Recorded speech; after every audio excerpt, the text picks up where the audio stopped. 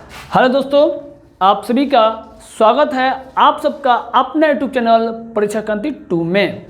बात करेंगे आज हम लोग कि जो बायोलॉजी सेक्टर में आपकी जो तैयारी चल रही है, अभी हम लोग 12th क्लास के व्यू से टॉपिक पढ़ रहे हैं युग्मक स्थानांतरण, इंग्लिश में बोलते हैं गैमेट ट्रांसफर के बारे में। लेकिन क्लास स्टार्ट करने से पहले कुछ जानकारी आपको बता दें कि जितने हमारे दोस्तगण हैं, मेरी भाई और बहन हैं, कि जिनको नीट का तैयारी का जानकारी प्राप्त करनी है, तो वह आपके जो गूगल पे उपलब्ध हो चुकी है। जो एग्ज़ाम लेता है जो भी एग्ज़ाम लेता है, एजेंसी लेती है, नेशनल जो एग्ज़ाम एजेंसी होती है, वो घोषणा कर चुकी है। जो 5 मार्च से जो फार्म भरने की प्रक्रिया थी वो हो चुकी है। 7 मई का लगभग एग्ज़ाम होने की प्रक्रिया की संभावना व्यक्त की गई है। संडे को 7 मई में आपका एग्ज़ाम प्रक्रिया माने कि हो चुकी है। तो आप लोग नहीं पता है तो आप लोग जाइए गूगल पर देख के अपना फॉर्म को फिलअप कीजिए और उसका तैयारी में जोर शोर से लगिए। बात करेंगे बायोलॉजी के सेक्टर में। आप इतना विश्वास रखिए कि जो बायोलॉजी में आपका क्लास पढ़ाया जा रहा है, ये आपको उस लेवल से ही बताया जा रहा है कि आपको कोई प्रॉब्लम ना हो। लेकिन रहा सवाल, अगर आप इससे भी ज़्यादा जानकारी प्राप्त करनी है तो हम लोग कहा जाता है कि एनसीईआरटी बुक मोस्ट इम्पोर्टेंट होता है। तो भी आपको प्रत्येक लाइन एनसीईआरटी बुकों को समझाया जा रहा है। इसी प्लेटफार्म पर परीक्षा क्रांति 2 पर आप जाकर देख सकते हैं। लेकिन बात करेंगे, आते हैं, टाइम वेस्ट ना करते हैं, टॉपिक पे आते हैं। धीरे इसके बारे में बताया जाएगा। अभी कुछ जानकारी उतना ठोस नहीं पता है, निकाल के आपको बता दी जाएगी। बात करेंगे युग्मक स्थानांतरण के बारे में, यानी गैमेट ट्रांसफर के बारे में। सबसे पहले आपको प्रीवियस जो वीडियो है, जो पिछले वीडियो में आपको डाला गया है यूट्यूब पे, आप देख सकते हैं, युग्मक के बारे में आपको बता दी गई है। लेकिन आज युग्मक स्थानांतरण के बारे में समझना है। तो पहले देखिए, युग्मक निर्माण के बाद, जब युग्मक निर्माण हो जाता है तो उसके बाद क्या होता है, युग्मक आपस में मिलने की प्रक्रिया शुरू हो जाती है। तो माना जाता है कि जो युग्मक होते हैं, एक युग्मक आपका चलनशील होता है, यानी कि उसमें गति होती है, एगो में गति नहीं पाई जाती है। यानी कि जो नर युग्मक होता है, नर युग्मक अधिकतम जीवों में नर युग्मक में क्या होता है, एक गति की प्रक्रिया पाई जाती है, जो कि गति के साथ क्या होता है, मादा युग्मक से जाके मिलते हैं। इसको बोलते हैं युग्मक स्थानांतरण की प्रक्रिया।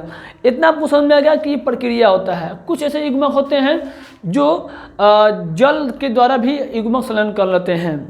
कुछ युग्मक होते हैं जो कि दोनों गतिशील पाए जाते हैं, वो अलग टॉपिक में होते हैं। लेकिन आपको नॉर्मल समझना होगा कि युग्मक मिलने की क्रिया में एक युग्मक दूसरे युग्मक में जब मिलते हैं तो उनमें कुछ गति पाई जाती है। लेकिन अब जो टॉपिक पढ़िएगा आप लोग, वहाँ पे मिलेगा निषेचन की जो प्रक्रिया आप लोग बताया गया है इसके पहले। तो जान लीजिए, निषेचन 2 प्रकार का होता है।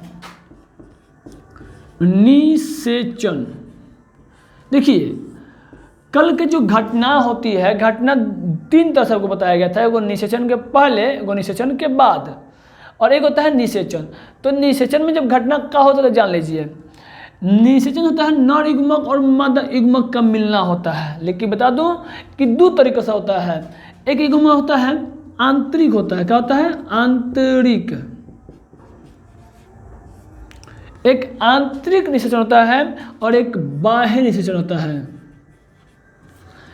आंतरिक मतलब वैसा निषेचन जब शरीर के अंदर हो, वैसा निषेचन, यानी कि जब नर युग्मक और मादा युग्मक शरीर के अंदर आपस में मिलेंगे, संलयन करेंगे, उसको बोलेंगे अंतर निषेचन।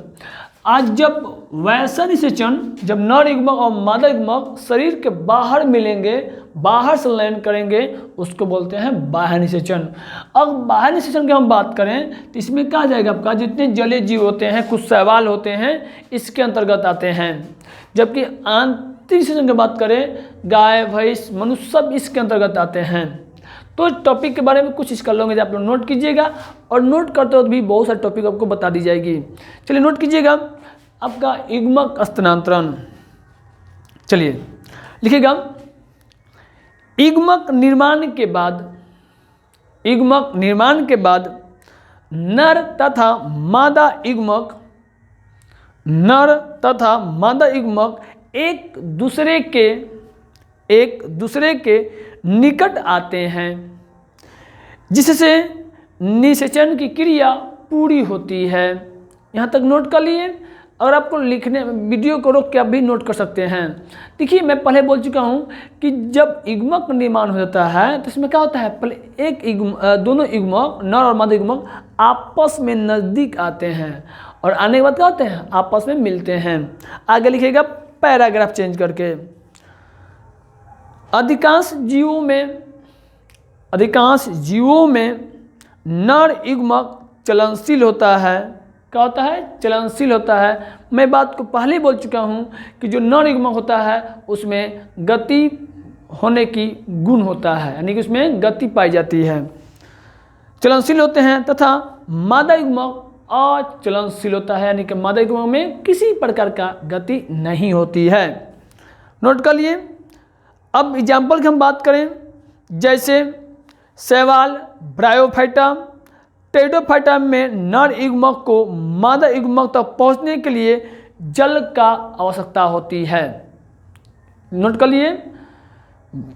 अधिकांश पौधों जैसे शैवाल, ब्रायोफाइटा, टेरिडोफाइटा में नर युग्मक को मादा युग्मक तक पहुंचने के लिए जल की आवश्यकता होती है।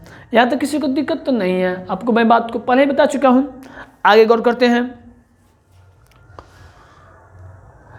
जिसके द्वारा नर युग्मक और मादा युग्मक तक पहुंच पाते हैं, यानी कि एक जल, क्या कि पौधे जलीय पौधा होते हैं और जलीय पौधा में क्या होता है, पानी का होना बहुत जरूरी होता है, रहता ही है उसमें। बस उसी में पानी के माध्यम से क्या होता है, सभी नर युग्मक और मादा युग्मक मिलते हैं। ये टॉपिक आपका हो चुका है। नोट में एक बात लिख लीजिए जो मोस्ट इम्पोर्टेंट होगा, वो क्या है तो गौर कीजिए, नोट कीजिए, तब समझा देंगे आपको। बीजीए में, जो बीजीय पौधा होता है, बीजीए में नर युग्मक अचल होते हैं। गौर कीजिएगा, बीजीए में नर युग्मक अचल होता है, उल्टा यहाँ पर है, यहाँ पर नर युग्मक का है, अचल है। अतः इनमें परागण की क्रिया नर युग्मक मादा युग्मक तक पहुँचते हैं। यानी कि इसमें क्या होता है, इसमें जो मादा युग्मक होता है वह नर युग्मक तक पहुँचने की क्रिया होती है। ये कोई खास नहीं है और ये लेकिन इम्पोर्टेंट लाइन था, मैं आपको लिखवा दिया। चलिए, तो अब यहाँ पे आपको समझ आ गया होगा निषेचन के बारे में। अब बात करेंगे, आपको क्या पढ़ लिए, आंतरिक निषेचन लिख लिए, लिखवा देते हैं, लिखिएगा निषेचन।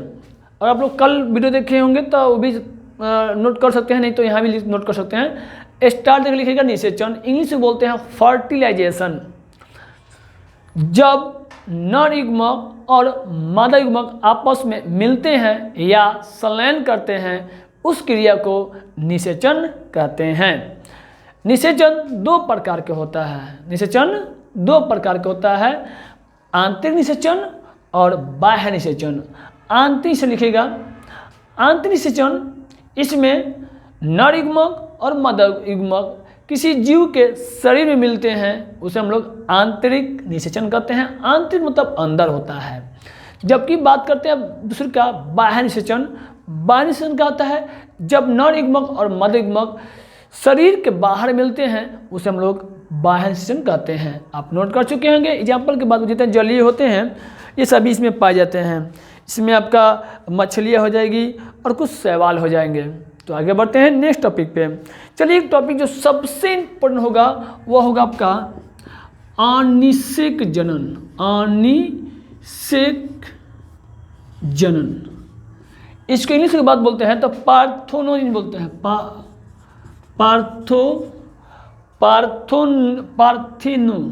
Parthenogenesis, genesis. देखिए, पार्थेनोजेनेसिस जो होते हैं, यानी इसको हिंदी बोलते हैं अनिषेक जनन होते हैं। इसमें क्या होता है कि मादा युग्मक द्वारा बिना निषेचन के क्या बनते हैं, नए जीव का निर्माण करते हैं। क्या करते हैं, नए जीव का निर्माण करते हैं उसे बोलते हैं अनिषेक जनन, पार्थेनोजेनेसिस बोलते हैं। यानी कि जब मादा युग्मक जब बिना निषेचन के भ्रूण बनाए, भ्रूण का विकास करे या नए जीव का विकास करे उसे बोलते हैं अनिषेक जनन। इसके नाम में मतलब नहीं, निषेचक मतलब निषेचन, ये बात याद रखिएगा। डायरेक्ट क्या होगा, एक नया जीव का निर्माण होगा। यहाँ तक किसी को दिक्कत तो नहीं होगा। तो अब आगे हम कुछ इसको मिटकाते हैं और आगे हम लोग इस टॉपिक को देखेंगे। चलिए, आज जो फिर टॉपिक जो आपको मिला है टॉपिक वह है निषेचन में अर्धसूत्री का महत्व। यानी कि एक लैंगिक जनन की क्रिया के बाद, चाहे लैंगिक जनन की क्रिया में जब निषेचन जो घटना होती है उनमें अर्धसूत्री जो विभाजन होता है कितना महत्व रखता है। आप लोग को पता है बढ़िया से कि युग्मक निर्माण के दौरान क्या होता है, अर्धसूत्री विभाजन होता है। क्या होता है, युग्मक निर्माण के दौरान अर्धसूत्री विभाजन होता है, जो कि क्या होता है, अर्धसूत्री होता है, अगुणित होता है, यानी n होता है। जैसे निषेचन होगा, युग्मक निर्माण हो गया, अब क्या होगा, निषेचन। निषेचन के बाद क्या बनता है, युग्मनज बनता है। क्या बनता है, युग्मनज। और ये क्या होता है, द्विगुणित। क्या होता है, द्विगुणित। एक क्रिया आपको समझ में आ गया। यानी कि पहला क्रिया क्या हुआ, युग्मक का निर्माण, दूसरा क्या हो रहा है, निषेचन हो रहा है। यानी सिंपल है कि लैंगिक जनन में सबसे महत्वपूर्ण पद क्या होता है, दो महत्वपूर्ण टर्म होता है, वह है अर्धसूत्री का विभाजन होना यानी युग्मक का बनना, दूसरा हो जाएगा निषेचन। इस दोनों कारण क्या होता है, पीढ़ी दर पीढ़ी जीवों में स्थिरता बनी रहती है। और भाषा लिखना होगा तो लिखिएगा कि हम लोग जानते हैं कि युग्मक निर्माण के दौरान अर्धसूत्री विभाजन होता है, जो कि यह अगुणित कहलाता है। उसके और निषेचन के बाद युग्मनज का निर्माण होता है, जो कि द्विगुणित होते हैं। लैंगिक जनन के, उसी में लिखिएगा, लैंगिक जनन के यह महत्वपूर्ण पद होता है, महत्वपूर्ण टर्म होता है अर्धसूत्री और निषेचन। इसी कारण जीवों में पीढ़ी दर पीढ़ी स्थिरता बनी रहती है।